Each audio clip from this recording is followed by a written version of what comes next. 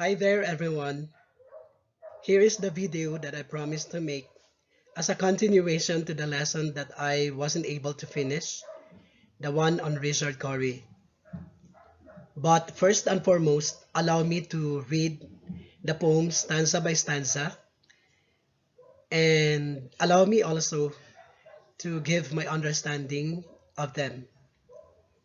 Right after doing that, I will be identifying the conflict in Richard Cory, and I'll be talking about the conflict resolution style of the character and the effects of this style to him.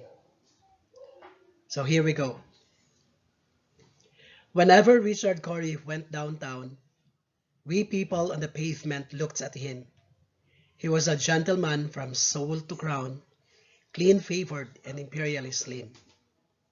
From this stanza, we can tell that there are two contrasting realities, the rich and the poor. By the manner by which they manifest themselves seems to be very different. We can see that Richard Cory passed by a street where people are, the people in the pavement, so to speak, which suggests that the people there are living in poverty, characterized by a poor living condition. Comparing to them, they see Richard Cory as a royal figure. He seems to be like an idol or a celebrity to them. The royal or kingly words used to describe him, like crown, imperially, reveals the attitude of the onlookers about Richard Cory.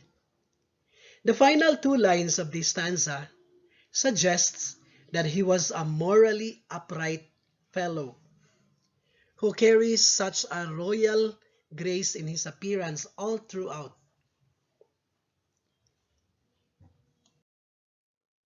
And he was always quietly arrayed, and he was always human when he talked.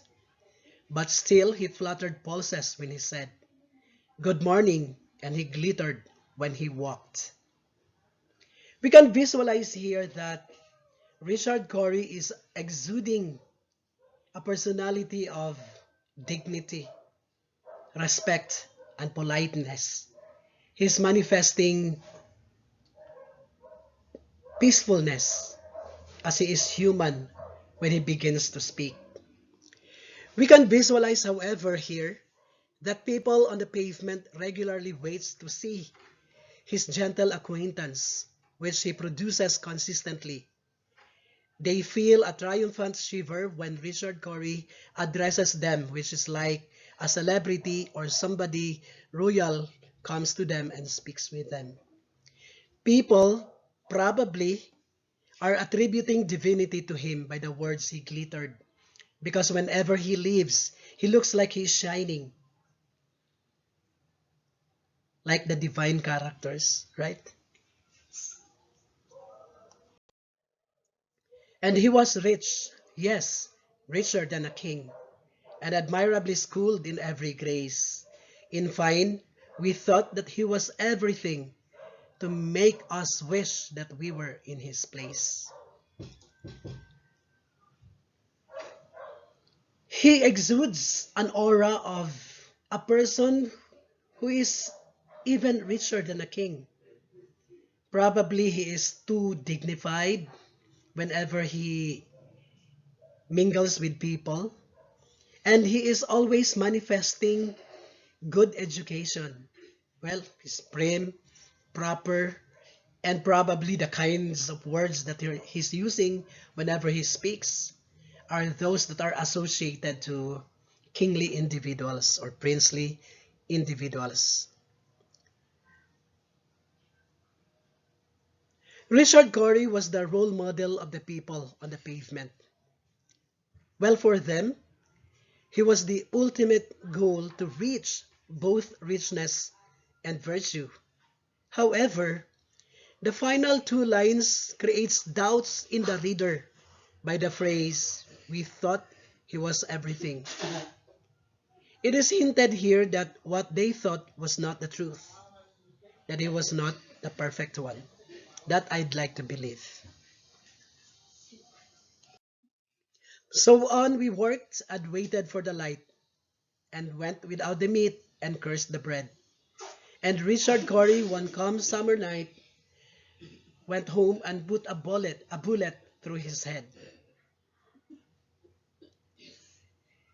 The townspeople accepted the fact that they are born to work hard, and just wait for the light to come when they wake up the following day. And sometimes they're not actually eating, and they're cursing the bread that probably that's the only one they're eating, right? A common reality is brought through the struggle of the poor to lead a better life. They follow a role model and try to strive to be somebody like him. And during the course, they do not value what they actually have, as they always compare things with what they dream to consume. To everyone's surprise, the perfect idol of everyone suicides himself. Very sad reality. For an unknown reason. Everyone is left wondering what on earth could have preempted the suicide from a man who appeared to have everything, including the respect of the townspeople. This reveals another reality of life, that we cannot judge a book by its cover. A cliche, but still very much applicable to our lives. In a world where the future appears dim and gloomy, in a world of uncertainty, nothing is perfect. Nobody can be judgmental about others. A person's life is like an iceberg. One can see only the tip of it. Similarly, Richard Cory might have been leading a miserable life which he could not openly show. His struggle to manage his life of duality might have suffocated him to take such a decision. From here, we can deduce the fact that Richard Cory is suffering from inner turmoil, a feeling that no one knows but he. His outward appearance veils or hides it. It is an inner struggle that he fails to address, or maybe is trying to address it, yet fails. His not being able to unveil his problem to anyone makes it hard for him to resolve his conflict. That instead of facing it squarely, he elopes from it or runs away from it, thus aggravating his turmoil to the point of taking away his life. His way of resolving his problem is through avoidance that does not in any way help him resolve his conflict. So the question remains, what influences one to resort what influences one to resolve a conflict or to come up with a decision?